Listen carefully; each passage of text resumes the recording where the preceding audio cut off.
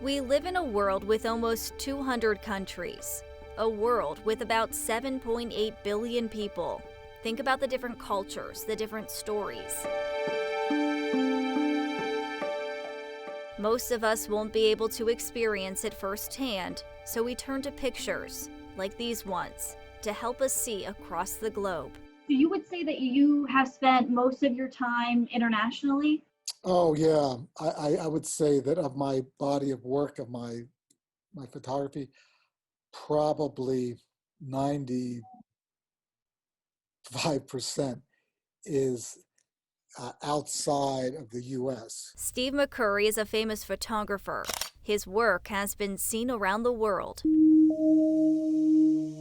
Behind his lens, and oftentimes in risky situations, he documents pictures in hopes of capturing human emotions, images that will connect us all together. How did you get a passion for photography? I started studying cinematography at Penn State, and from that kind of led me to still photography.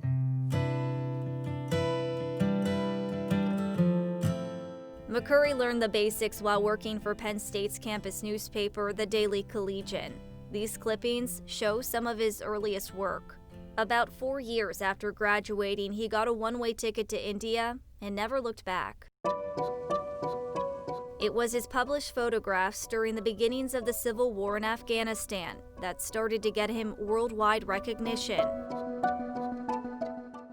He crossed into the country, disguised, fully aware his life wasn't guaranteed. You've been through situations where it's very possible that you could lose your life, and you go into them knowing, like, this is the risk that I'm willing to take.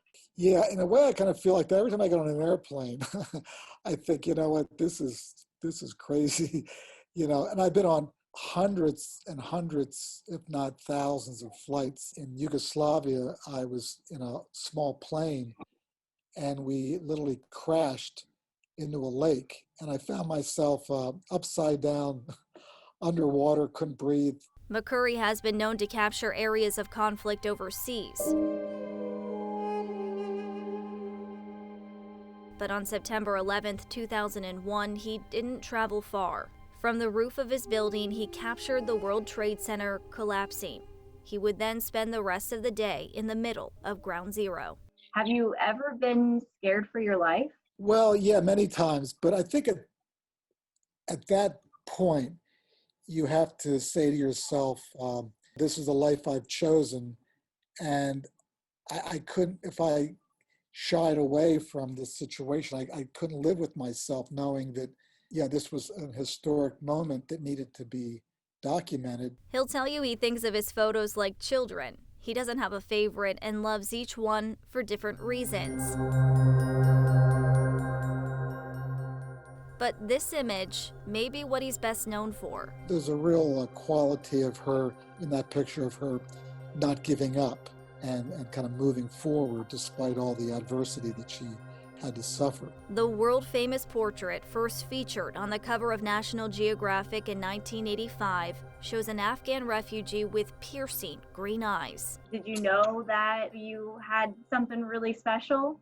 I knew when I made that exposure that this was something special, but it's such a fleeting moment that you're never quite sure. So I think it's I'm very proud of that picture, and it's something which will certainly be the first line in my obituary when I die, that Steve McCurry, the photographer who photographed the Afghan Girl.